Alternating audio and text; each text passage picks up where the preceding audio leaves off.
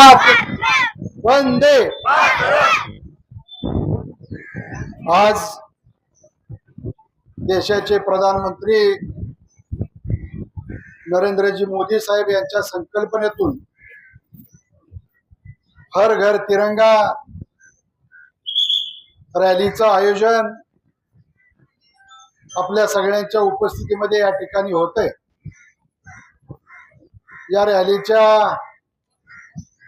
निमित्तानं या ठिकाणी उपस्थित असणारे आपल्या गावचे सुपुत्र, आम्हा सर्वांचे नेते आदरणीय अण्णा, भारतीय जनता पार्टीचे प्रदेशाचे सदस्य आदरणीय राजाराम भाऊ गरुड, या मंडळाचे अध्यक्ष विकासजी सूर्यवंशी, कडेगाव शहराचे भारतीय जनता पार्टीचे अध्यक्ष आमचे सहकारी संदीपजी गायकवाड, या तिरंगा रॅलीच्या निमित्तानं उपस्थित असणारे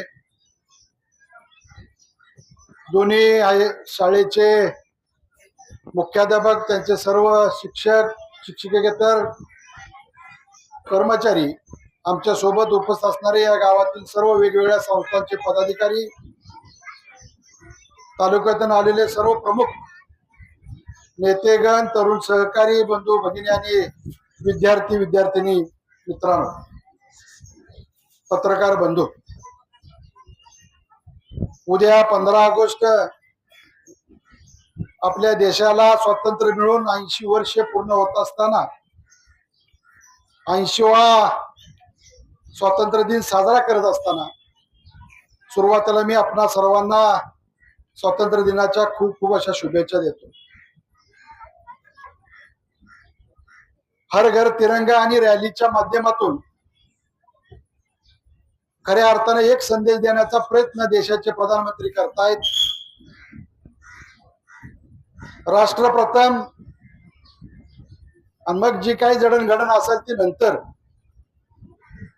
ज्यांनी खऱ्या अर्थानं देशासाठी बलिदान दिलं, आजपर्यंत या देशाच्या प्रगतीमध्ये मग वेगवेगळ्या क्षेत्रामध्ये संरक्षण विभाग असेल, तुम्ही आम्ही आजही ताट मानेनं आपापल्या गावामध्ये वावरू शकतो, असं अत्यंत चांगलं संरक्षण करण्याचा प्रयत्न करणारी, त्यांच्या कुटुंबातली शहीद झालेली, बलिदान झालेली स्वातंत्र्य सैनिक, सेनानी असतील, अधिकारी असतील, यांच्या प्रति एक सद्भावना, त्यांना अभिवादन करणं आणि खऱ्या अर्थानं या देशाचा स्वातंत्र्य दिन साजरा करत असताना प्रत्येकाच्या प्रति या देशाच्या प्रेम भावना जागरूक झाली पाहिजे, ही भूमिका या निमित्ताने या ठिकाणी आपल्याला पाहायला मिळते।